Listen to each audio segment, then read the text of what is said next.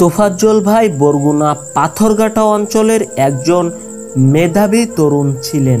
তিনি সাফল্যের সাথে স্কুল জীবন শেষ করে পাথরঘাটা কলেজে ভর্তি হন। সবকিছু ঠিকঠাক চলছিল, কিন্তু হঠাৎ করে তার জীবনে কঠিন এক মোড়ে এসে দাঁড়ায়। তোফাজ্জল ভাইয়ের জীবনে নেমে আসে একের পর এক দুর্ভাগ্য। তার জীবনে প্রথম বড় আঘাত আসে যখন স্থানীয় চেয়ারম্যানের মেয়ের সাথে তার প্রেমের সম্পর্ক গড়ে ওঠে।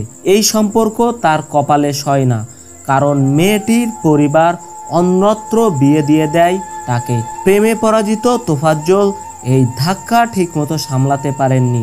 তার মানসিক অবস্থার উপর গভীর প্রভাব ফেলে। এর ঠিক 1 মাস পরেই তার মা এবং বাবাও মারা যান। এই মর্মান্তিক ঘটনায় তার মন আরও ভেঙে যায় এবং তিনি মানসিকভাবে বিপর্যস্ত হয়ে পড়েন।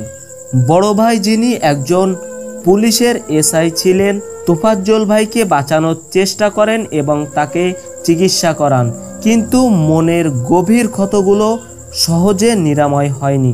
অবশেষে মৃত্যুর হাত থেকে রেহাই পেলেও তার মানসিক অবস্থা স্থিতিশীল হয়নি।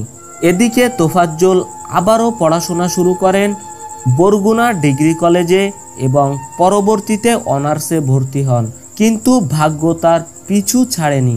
মানসিকভাবে বিধ্বস্ত হয়ে তিনি একসময় পাগল হয়ে যান। পাগল অবস্থায় তিনি এলাকা জুড়ে ঘুরে বেড়াতেন।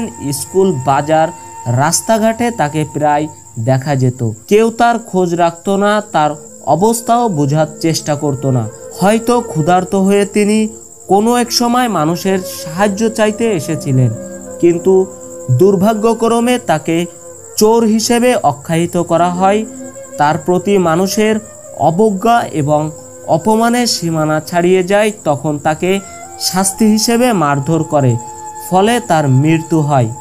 হয়তো তাকে শুধু একটু ভাত দিলে তিনি বাঁচতেন, কিন্তু তার পরিবর্তে তিনি সমাজের নির্মমতার শিকার হন। এই করুণ গল্প তোফাজ্জল ভাইয়ের জীবনের ট্র্যাজেডি এবং সমাজের অবহেলার নির্দেশ হয়ে থাকবে।